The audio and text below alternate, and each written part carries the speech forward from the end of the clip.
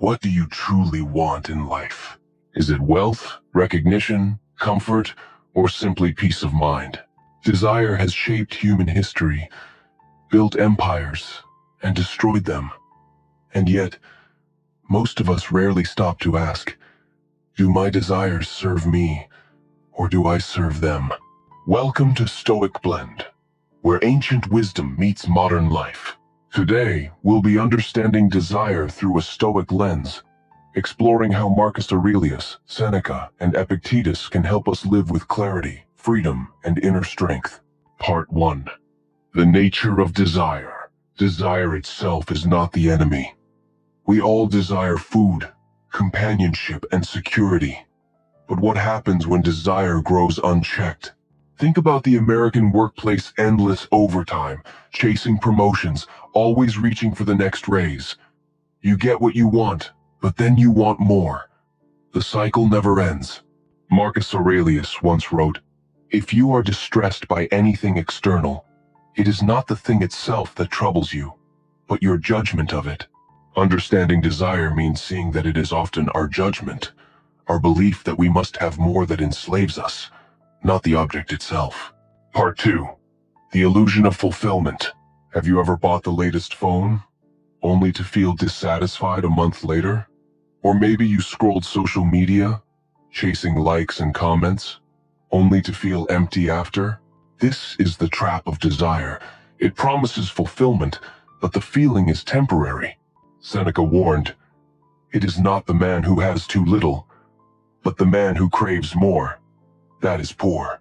In other words, the richest person is not the one with the most possessions, but the one who needs the least. So when we speak of understanding desire, we are really speaking of freedom, the ability to enjoy what we have without being chained to what we don't. Part 3. Desire and the digital age. Let's bring this into modern life. In the United States, millions spend hours scrolling through TikTok, Instagram, or shopping apps. Every ad whispers, "You need this to be happy." Every notification pulls you into wanting more. But Epictetus reminds us, freedom is the only worthy goal in life. It is won by disregarding things that lie beyond our control. The digital age thrives on controlling your attention and desires. True freedom means stepping back and asking, do I control my wants, or do they control me? Part 4. Healthy versus unhealthy desire. Not all desire is bad.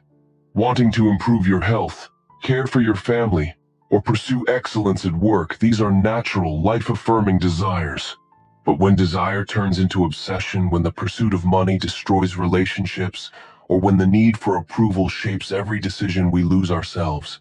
In America, financial stress is one of the biggest causes of anxiety in families. A parent may work 3 jobs, not because they lack food or shelter, but because they feel they must keep up with others. The Stoics would ask, is this desire serving virtue, or is it only feeding fear? Part 5. The Stoic practice of restraining desire. So, how do we practice restraint? The Stoics gave us tools. Negative visualization. Imagine losing what you already have. By picturing life without your home, your job, or your loved ones, you strengthen gratitude and weaken blind desire. Voluntary discomfort. Seneca would sleep on the floor, eat plain food, and remind himself, is this what I feared? Today, that could mean taking a cold shower, fasting for a day, or walking instead of driving. Reflection. At night, Marcus Aurelius reviewed his day. Ask yourself, which desires today were worth pursuing, and which only wasted my energy? These practices remind us that desire is not destiny. We can train it. Part 6. Desire in relationships. Desire doesn't just live in money or objects, it also lives in relationships. Maybe you want your partner to always understand you. Maybe you want your children to behave perfectly. When reality doesn't meet desire, frustration grows. But Epictetus said, don't demand that things happen as you wish.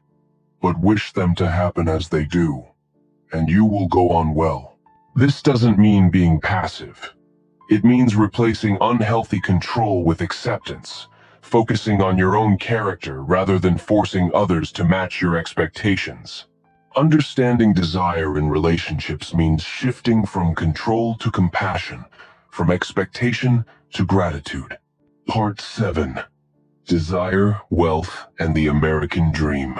Let's talk about money. The American dream promises happiness through success. Big houses, new cars, vacations in the Caribbean. But for many, chasing these desires leads to debt, burnout, and broken families. Seneca warned that wealth is a tool, not a master. He said, "Wealth consists not in having great possessions, but in having few wants." If we measure success only by external wealth, desire will always outrun us. But if we measure success by virtue, wisdom, and peace of mind, desire finally bows to reason. Part 8. The freedom beyond desire.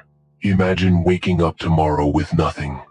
No job title, no followers, no fancy possessions. Would you still know who you are? This is the ultimate Stoic question. Who am I without desire?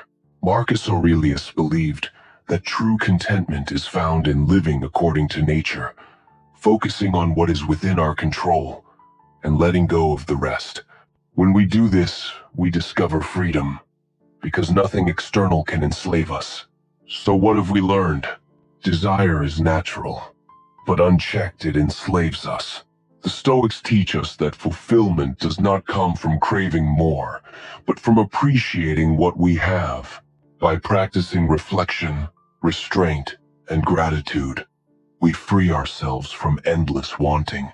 Understanding desire is not about rejecting life's pleasures, but about using them wisely so they serve us, not the other way around. If this message resonates with you, don't forget to like, share, and subscribe to Stoic Blend for more insights into ancient wisdom for modern life. Now I leave you with one final question. What is one desire you can let go of today, so that you can finally feel free?